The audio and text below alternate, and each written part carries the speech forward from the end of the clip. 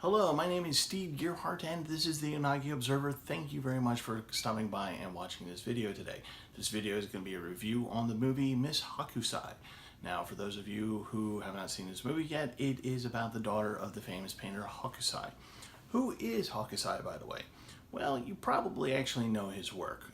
He was born in Japan in 1760 during the Tokugawa period.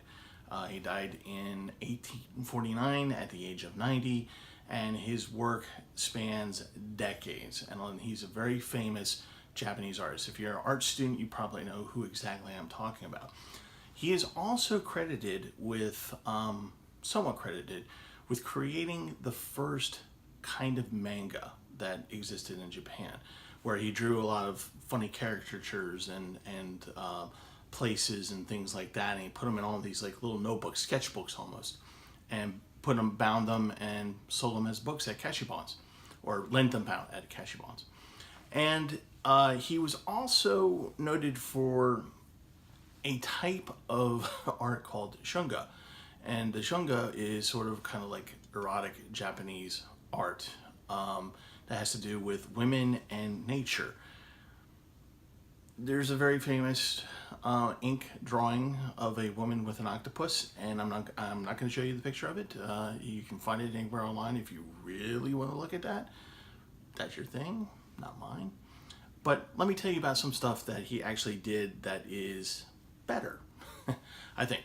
Anyway, one of the reasons why he's so famous is that he created art that actually traveled outside of Japan, that made it to Europe, and actually invoked people from Europe to come to visit Japan, not just for trade, but to actually experience Japan. And it's called the 37 Views of Mount Fuji. He was very obsessed with that mountain, and he did 37 different views of it, and it was used by the Japanese government as a travel log almost. He's done various stunts during his life, like he painted two sparrows on a grain of rice. He made a huge portrait of a Buddhist priest, of a well-known Buddhist priest, with just a broom and ink, and like took up a whole city block practically. And he is most famous for a very iconic picture, which I know you've seen before because it's in calendars, it's in art stores, it's everywhere.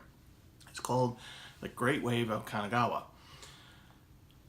And here's how I know you're going to know it, because I'm going to show you a picture. So here it is. Okay, so now you get a sense of who this guy was and how he was so skilled and artistic and famous. Now, this movie is about one of his children, Miss Hokusai. And the movie is kind of a fictionalized sort of biography of her in her early life with her father. She is a real person, and I'll get to that in a second. But in the meantime, if you ever find the manga that he did, they make a reference to it in the movie where they stick like chopsticks up his nose or something like that. It's kind of ridiculous. Anyway, okay, let's get on to the review. Miss Hokusai is yet another anime based on a manga. The manga came out in the 90s of the same name, and it's about the real-life daughter of Hokusai by the name of Katsushika Oye. And the reason why they did a movie, why the manga was made about her, a movie, and eventually an anime movie was made about her, is because not only is she a real-life person, but she is reputed to have almost the same level of skill as her father did. And her father actually encouraged her to follow in his footsteps in real life. Now, the manga and the anime have more of a fictionalized, mystical kind of thing going on in terms of describing a certain portion of her life. And it has to do with her relationship with her father, Hokusai, and the overall familial relationship between her mother, Hokusai, and her youngest sibling, who was born blind, her youngest sister. And so the movie is basically just her exploring herself as an artist, as a human being, and trying to hold the Hokusai family together, so to speak. And it's not an overtly tragic story. There are some very sad parts to it towards the end, but it's kind of hopeful.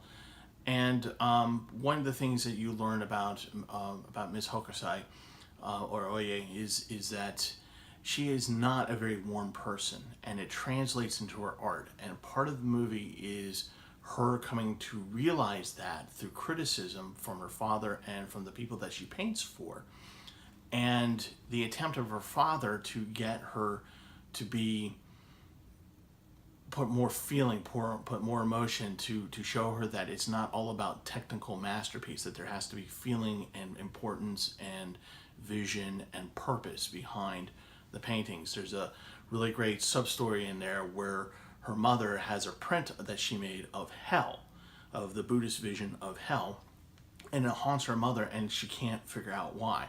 And her father has to step in and explain, this is what you did wrong. And he's very blunt about things. So she kind of has a love-hate relationship with her father, particularly when it comes with the youngest daughter of his daughter, who is blind, and he does not really acknowledge her existence, which is really kind of sad. So there's that part of the story as well. It's very interesting in watching her develop as a character, develop as a person, and it's more of a slice of life movie. I said that there's mystical elements, and I'll get to that in a moment. But it is a very good, basic, simple story, and it's being told well. Now, back to the mysticism. There's parts of it where in the father trying to teach her, Hokusai trying to teach his daughter, Oye, how to put more feeling into what she's doing, he tries to get her to do different things. He tries to get her into a relationship. He tries to get her to understand men, because one of the things that he notices is that when she draws women, that's about the only closest thing to sensuality that she gets in her paintings, is that she draws women very well, and he acknowledges that she does it better than he does. So he's trying to teach her how to also draw men in that fashion as well. So he has her draw Shunga, and it's just, it's just, Shunga is kind of awful stuff, but it's about eroticism. And so he keeps trying to get her to do it, and she doesn't. And she's like, rolls her eyes a little bit. She's just kind of tired of it. Anyway, there's a lot of that, and then of course relationships between the family members. I don't want to give away too much because there's a lot connected to that in terms of plot. The mysticism comes in where, as he's trying to teach her how these things, mysticism, sensuality, things like that, he takes her on trips to various places where he discovers that there's something weird going on, like a woman whose spirit disembodies from her head and her face kind of floats around, and they actually see it. So in real world, did this happen? Probably not, but it gets the point across. So there's a lot of scenes like that. There are some very interesting characters. There's another aspiring artist on a bridge that she always walks across every day, who is actually infatuated with her, but she has no reason to like him. There's a male prostitute who dresses up as a woman that she tries to be sensual with. There's another rich man who is trying to not only get her father to make a painting for him, but also to get into a relationship with her. And then within her father's own studio, there's a couple of guys there. There's a former samurai who decides to pick up the brush instead of the sword, and he's a bit of a drunken lech, and so he's kind of comedic relief, and he's actually really pretty funny in this movie.